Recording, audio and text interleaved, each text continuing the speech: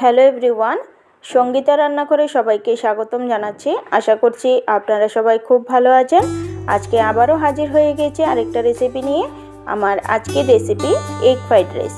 একদম ঘরোয়া উপকরণ দিয়ে রেস্টুরেন্টের মতো আজকের এই রেসিপিটা আপনাদের সাথে শেয়ার করছি। তাহলে ভিডিওটা না টেনে পুরো ভিডিওটা দেখার অনুরোধ রইল। তো চলুন শুরু করা যাক আমার আজকের এই রেসিপি। সবার প্রথমে আমি এখানে একটা বাটির মধ্যে দুটো ডিম ভেঙে নিচ্ছি। এবার এর মধ্যে দিয়ে দিচ্ছি সামান্য একটু গোলমরিচ গুঁড়ো আর দিয়ে দিচ্ছি পরিমাণ মতো নুন। এবার সবগুলিকে আমি ভালোভাবে ফেটিয়ে নেব।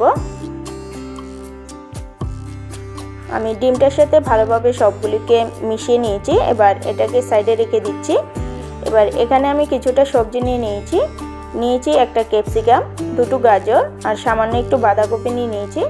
এবার বাঁধাকপিটাকে আমি এভাবে লম্বালম্বি করে কুচিয়ে নিচ্ছি।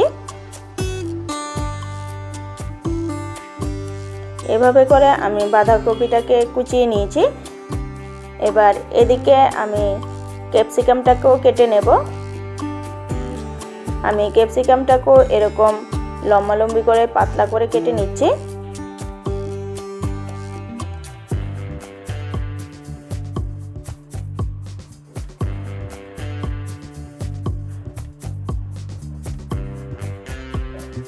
এভাবে পাতলা পাতলা করে আমি ক্যাপসিকামগুলিকে কেটে নেব।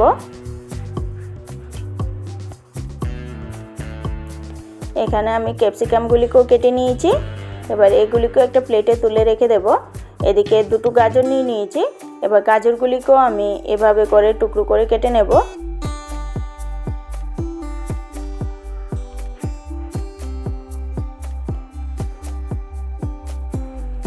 আমি গাজরগুলিকেও এভাবে লম্বালম্বি করে কেটে নিয়েছি। এখানে সবগুলি সবজি আমি কেটে নিয়েছি। এবার চলে যাচ্ছি মূল রান্নায়। চুলাতে একটা কড়াই বসিয়ে দিয়েছি। কড়াইটা গরম হয়ে যাওয়ার পর দিয়ে দিচ্ছি সামান্য একটু সাদা তেল। তেলটা ভালোভাবে গরম হয়ে যাওয়ার পর সবার প্রথমে আমি এখানে ডিমটাকে ভেজে নেব।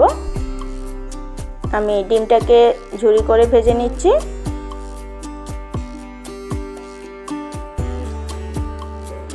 এখানে ডিমটাকে আমি ভেজে নিয়েছি। এর থেকে আর বেশি কড়া করব না। এখন এটাকে আমি একটা প্লেটে নামিয়ে নিচ্ছি। এবার একই কড়ার মধ্যে দিয়ে দিচ্ছি আবারও পরিমাণ মতো সাদা তেল। তেলটা ভালোভাবে গরম হয়ে যাওয়ার পর দিয়ে দিচ্ছি পেঁয়াজ কুচি আর দিয়ে দিচ্ছি 4-5টা চেরা কাঁচা লঙ্কা। এবার লঙ্কা আর পেঁয়াজটাকে আমি কিছুক্ষণ সময় ধরে ভেজে নেব। পেঁয়াজটাকে কড়া করে ভাজবো না, হালকা করে একটু ভেজে নেব। পেঁয়াজটাকে হালকা করে একটু ভেজে নিয়েছি। এবার এর মধ্যে আমি সবজিগুলিকে অ্যাড করে দেব। দিয়ে দিচ্ছি ক্যাপসিকামগুলি আর দিয়ে দিচ্ছি কুচিয়ে নেওয়া গাজর। এবার ক্যাপসিকাম আর গাজরগুলিকে পেঁয়াজের সাথে ভালোভাবে মিশিয়ে কিছুক্ষণ সময় ধরে আমি ক্যাপসিকাম আর পেঁয়াজটাকে ভেজে নেব। বেশিক্ষণ ভাজবো না। ক্যাপসিকাম আর গাজরগুলিকে নরম করব না, একটু শক্ত ভাব রাখবো। ক্যাপসিকাম আর গাজরটা হালকা করে ভাজা হয়ে গেছে। এবার এর মধ্যে অ্যাড করে দিচ্ছি বাঁধাকপিগুলি। এবার বাঁধাকপিগুলি দিয়ে আবারও ভালোভাবে মিশিয়ে আরেকটু ভেজে নেব। আমি সবগুলিকে খুব ভালোভাবে ভেজে নিয়েছি। এবার এর মধ্যে দিয়ে দিচ্ছি সয়া সস। আমি 1 চামচের মতো সয়া সস এখানে দিয়ে দিচ্ছি। এবার সবগুলিকে আবারও ভালোভাবে আমি মিশিয়ে নেব।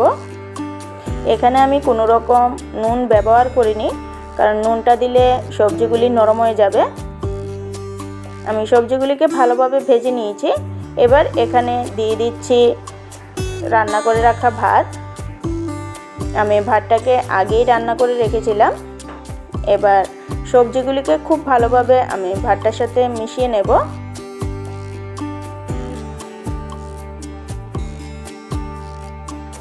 এবার এখানে আমি দিয়ে দিচ্ছি গোলমরিচ গুঁড়ো আর দিয়ে দিচ্ছি পরিমাণ মতো নুন। এবার গোলমরিচ আর নুনটাকে ভালোভাবে আবারও আমি ভাতটার সাথে মিশিয়ে নেব। মিশিয়ে কিছুক্ষণ নাড়াচাড়া করে নিচ্ছি।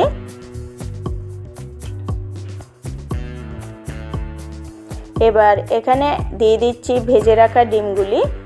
ডিমগুলি দিয়ে আমি ভালোভাবে ভাতটার সাথে মিশিয়ে নেব।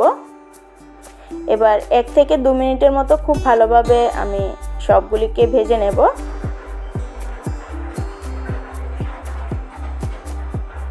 আমার এগ ফ্রাইড রাইস কিন্তু একদম রেডি। এবার এটাকে আমি একটা প্লেটে নামিয়ে নিচ্ছি।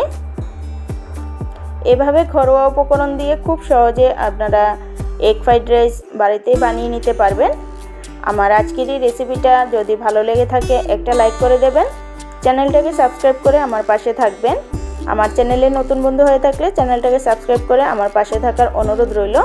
আজকের জন্য এতটুকুই। আবারও ফিরে আসছি নতুন একটা ভিডিও নিয়ে। সবাই সুস্থ থাকবেন, ভালো থাকবেন।